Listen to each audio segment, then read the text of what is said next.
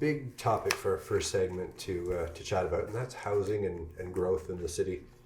We've got some new housing targets for the next 10 years, so maybe we can talk a little bit about that. We do, yeah. We've got some very aggressive targets. We've just passed our finalized a new 10-year plan from 2020 to 2029 on, setting some realistic targets of what we can do and recognizing that there's a great need in our community for affordable and attainable housing, I like to call it. It's not just about, affordable housing for low income earners. It's also middle income earners, middle class families that, need to find affordable housing within their means as well. So sometimes affordable housing gets, people associate it with subsidized housing, and it really just means, around 30% or less than 30% of your income should be spent on housing is sort of a target. And if it's below that, they consider it affordable. If it's above that, you're kind of, your housing is living a little bit beyond your means and they don't consider it affordable. So, we've set some good targets, and I think our, just to really break it down, I mean, we are the housing provider for Haliburton and Kawartha Lakes as well. But, we've set some targets, not including, subsidies, but just as a Kawartha Lakes housing, what we're going to build in new units. Traditionally, over the last 5 years, we've been building about 20 new units a year, selling off some of our older stock and using that money to reinvest in new units, which helps keep our operating costs down. It's better for our residents as well. Some of the old stock was pretty old. But, traditionally in the past 5 years, we've been building in Kawartha Lakes, about 20 new homes a year for subsidized housing. And what we're targeting for the next 10 years is about 50 homes a year. So, it's about 2.5 times what we're at now. That's an aggressive target, but, and there's some out there that will say it doesn't meet the needs of our community, but it has to meet the needs of what we can afford to do at the same time. And I think it's a very reasonable target that, it's not status quo. It's not just continuing on with what we have. It's an aggressive target. And in conjunction with subsidized housing, with private development, with a lot of other incentives that we can offer for the private market, should help alleviate some of those demands that we have. And there's many, unfortunately. It's a tough one right now. It's some of us take our roof over our head for granted, and not everybody has that luxury. And it's a human right, that people have housing. And I know we can probably speak all day about, some people want it, some people don't want it in their area, subsidized housing, but we need to look after every facet of our community. And, that's a part of our community we've targeted that we're going to look after from the subsidized portion.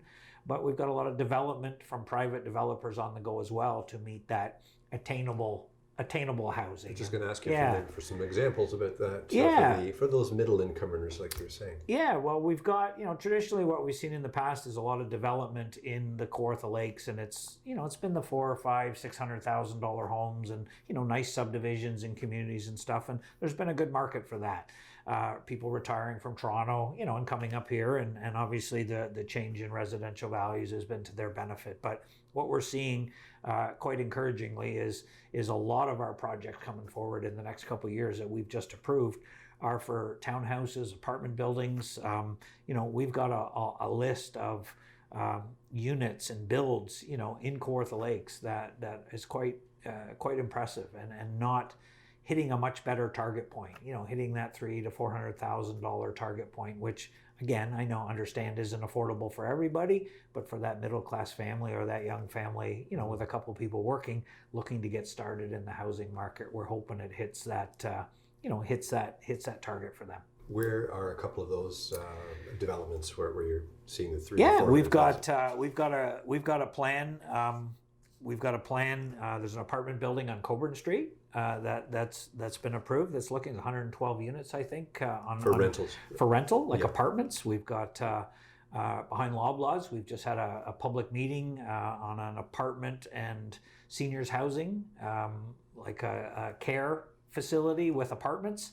I don't know, it's 200 and some units behind Loblaws, right by Wilson Fields there. Similar to Adelaide Place? Yes, very similar to Adelaide Place. Assisted living, but also independent apartments as well, So we've got a 30-unit facility in Fenelon Falls that was approved.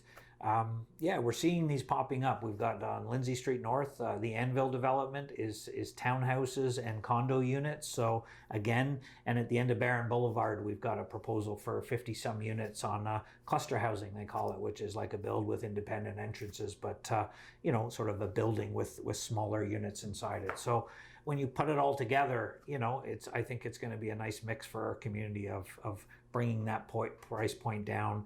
And a lot of times with townhouses and condos and such, people will buy them and then rent them out on the market as well. So hopefully that'll help increase our rentals, you know, for people that can't afford to get into the housing market on a purchasing point of view.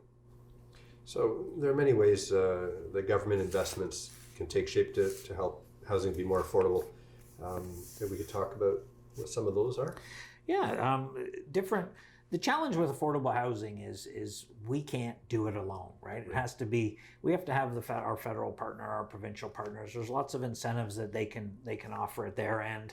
We can offer incentives, and we already are through builders with waiving of fees, you know, certain fees to encourage affordable housing development, even within a subdivision. If a certain percentage of your homes are, you know, meet a certain criteria and you're willing to keep them on that market for up to so many years, then we will offer all sorts of incentives as a municipality to do that. So whether it's rent supplements or housing allowances, there's a new Canada Ontario housing benefit. There's down payments, assistance with down payments that people can get.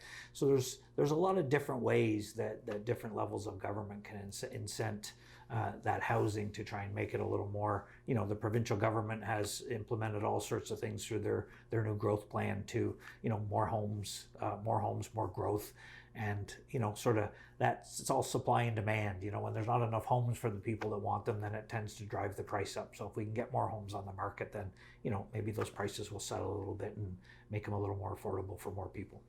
Have we talked about the Craft residential subdivision, maybe just briefly? I see that's 563 residential units, 394 single detached, and 169 townhouses. Is that an example of some of the better price points? Yes, exactly. Okay. That's exactly what we're talking about. I mean, that's just been approved at council before Christmas. You know, that's a substantial number over the next bunch of years. They're going to hit a very nice price point. You know, new builds, so, you know, a good opportunity for young families to get in the market, or seniors, you know, on a fixed income that obviously can't afford that $600,000-$700,000 home to start anyways.